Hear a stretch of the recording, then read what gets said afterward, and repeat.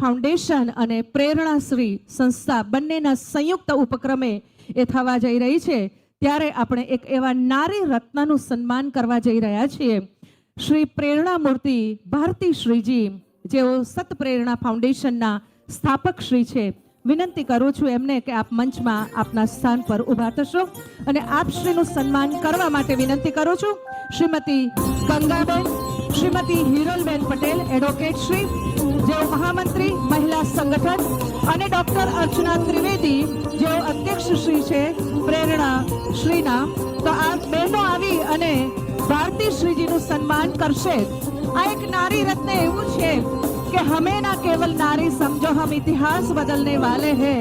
चमक उठे तो अमर उजाला, भड़क उठे तो ज्वाला है. तो આવું અદ્ભુત કાર્ય કરતી સંસ્થાના જ્યારે સ્થાપક શ્રીનું સન્માન થતું હોય ત્યારે તાળીઓમાં જરાય કચાશ ન રહેવી જોઈએ. જબરજસ્ત તાળીઓથી આપણે એમને સન્માનિત કરીશું.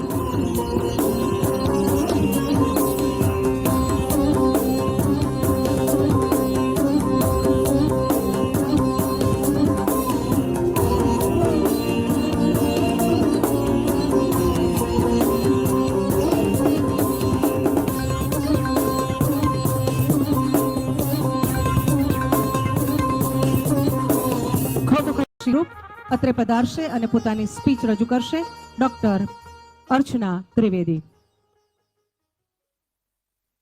આપણી વચ્ચે આદરણીય શ્રી પુનિતભાઈ દુધરેજીયા, પૂર્વ કારોબારી ચેરમેન શ્રી, ગાંધીધામ નગરપાલિકા પધારે છે. એમની પણ આપણે શાબ્દિક નોંધ લઈએ છીએ.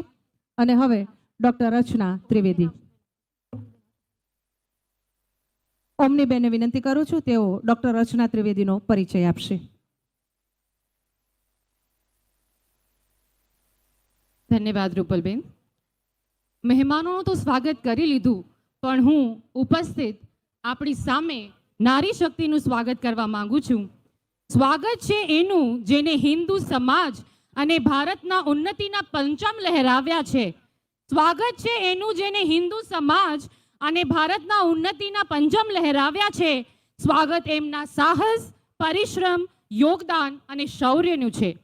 સ્વાગત છે આવી વંદનીય નારી શક્તિનું, અને સ્વાગત છે આપણા આશીર્વાદ, પ્રેમ અને અભિનંદનનું. અર્ચનાબેન ત્રિવેદી એ પોતે એક ડોક્ટર છે, ન્યુરોપેથિસ્ટ છે, અને આપ સૌ જે મારા સમક્ષ ઉપસ્થિત છે એવી નારી શક્તિના મોતીઓ જેવાને એક માળામાં પીરવનાર એવી એ શક્તિ છે. અને આજે આ એક શક્તિને માં ઉમિયાના ચરણોમાં અર્પણ કરીને ભેગું કરનાર દીદી આપણી સમક્ષ હું એમને આમંત્રિત કરીશ. અર્ચના દીદી એક પ્રતિભાશાળી અને નિર્ભય કલાકાર છે, જેમને માર્શલ આર્ટ્સ તથા વિવિધ સાંસ્કૃતિક પ્રદર્શન ક્ષેત્રે પોતાની અનોખી પ્રતિભા દર્શાવી છે. તેમની તાકાતભરી અને આશ્ચર્ય સ્ટેજ હાજરીથી દર્શકોને મંત્રમુગ્ધ કરી દીધા છે. તેઓ માત્ર એક કલાકાર નહીં, પણ અનેક માટે પ્રેરણારૂપ છે.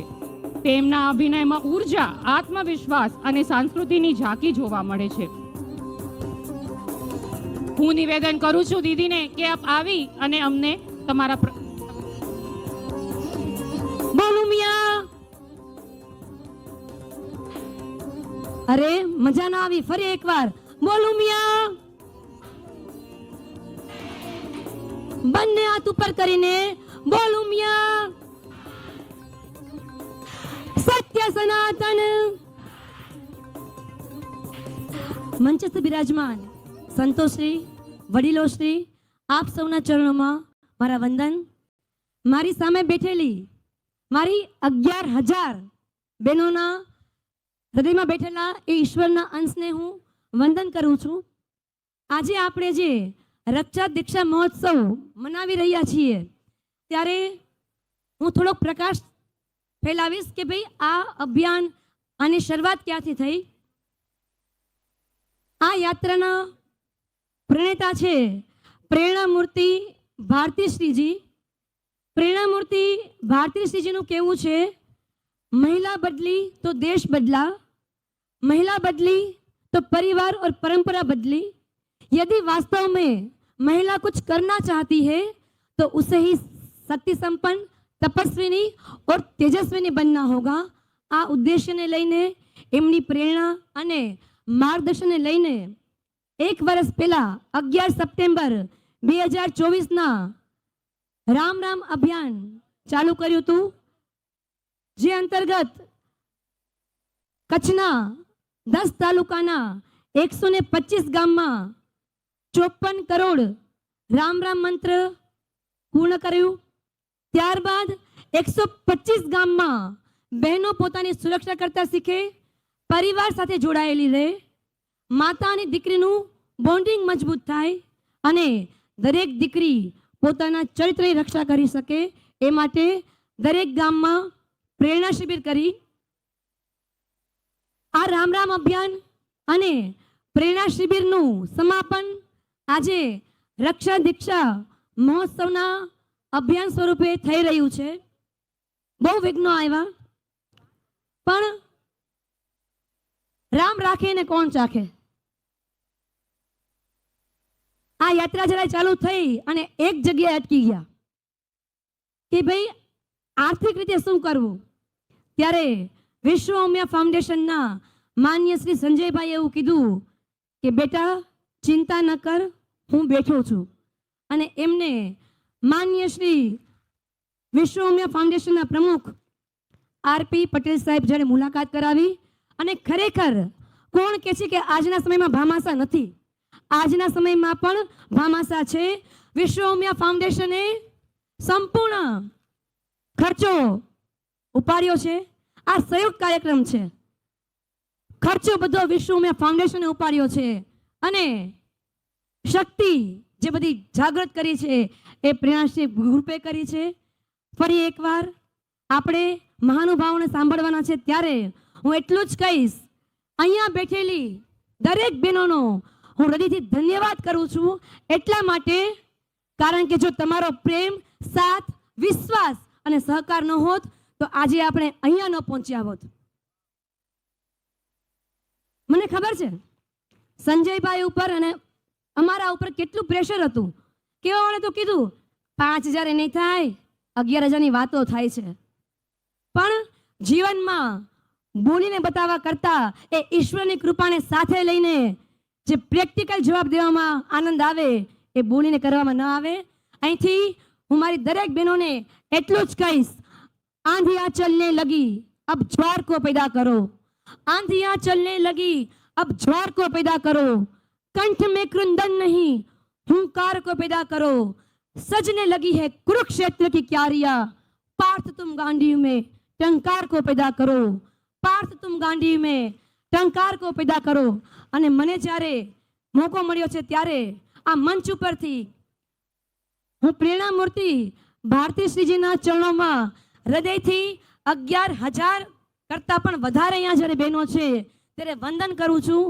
એમને જો પ્રેરણા ન આપી હોત, એમને માર્ગદર્શન ન આપ્યું હોત તો આજે આપણે અહીંયા સુધી ના પહોંચ્યા હોત. ભારત માતા કી જય. અસ્તુ.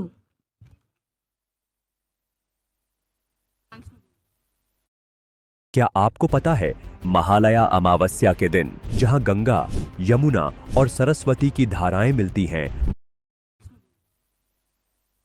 અર્ચના મટીને ડોક્ટર અર્ચના બની એનો સંપૂર્ણ શ્રેય જો કોઈને આપવો હોય ને તેમના માતૃશ્રીને. અને એટલા માટે વિનંતી કરું છું કે આપણે અર્ચનાબેનનું સન્માન નથી કરવું, પરંતુ એમના મમ્મીનું, એમના માતૃશ્રીનું સન્માન કરવું છે. તો એમના માતૃશ્રી નયનાબેનને વિનંતી કરું છું કે આપ દીકરીને સાથે લઈને મંચમાં મધ્યસ્થ થશો અને આપ શ્રીને અમારે સન્માનિત કરવા છે. જોરદાર તાળીઓથી હવે હું એમને ડોક્ટર અર્ચના કહીશ. તો જોરદાર તાળીઓથી આપણે ડોક્ટર અર્ચના અને એમની માતૃશક્તિને વંદન કરીશું. સંસ્થાના પ્રમુખ શ્રી આરપી પટેલ સાહેબને વિનંતી કરું કે આપ ડોક્ટર અર્ચના ત્રિવેદી અને એમના માતૃશ્રીને ખેસ અર્પણ કરી અને સન્માનિત કરશો.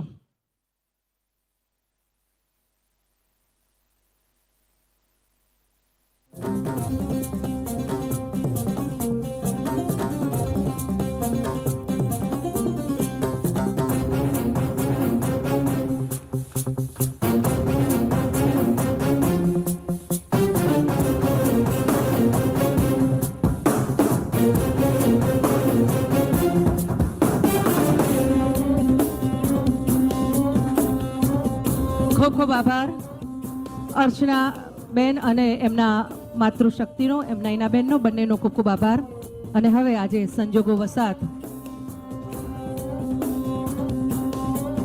જોરદાર તાલી હો જાય.